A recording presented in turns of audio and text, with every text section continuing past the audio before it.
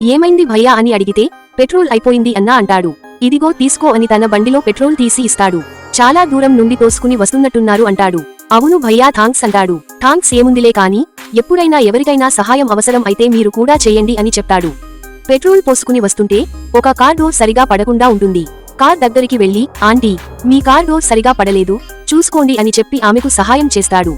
ఆమె సంతోషపడుతుంది. తర్వాత బట్టల షాప్లో పేద అతను బేరం ఆడుతుంటే ఆ రేట్కి రాదు సార్ అంటాడు. అది చూసి పర్లేదు అతనికి ఇవ్వు అని ఆమె కూడా సహాయం చేస్తుంది. అతను సంతోషపడతాడు. తర్వాత ఆటో వేసుకుని తీసుకున్న బట్టలు పక్కన పెట్టుకుని ఒక అమ్మాయిని తీసుకెళ్తుంటాడు. అడ్రస్ దగ్గర ఆపుతాడు. ఎంత అన్నయ్య అంటే 100 రూపాయలు మేడం అంటాడు. ఫోన్ స్విచ్ ఆఫ్ అయిపోయింది అంటే పర్లేదు మేడం క్యాష్ ఇవ్వండి అంటాడు.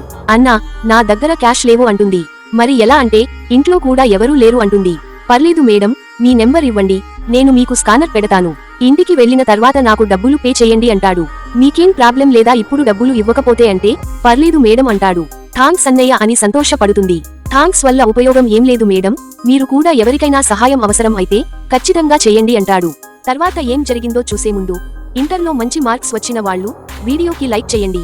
ఏం చేస్తున్నావ్ అని భర్త అడిగితే పొద్దున్న ఆటోలో వస్తుంటే నా ఫోన్ స్విచ్ ఆఫ్ అయిపోయింది నా దగ్గర డబ్బులు లేవు ఆటో అతను గొడవ చేస్తాడు అనుకుంటే ఇంటికి వెళ్లిన తర్వాత పే చేయండి అన్నాడు.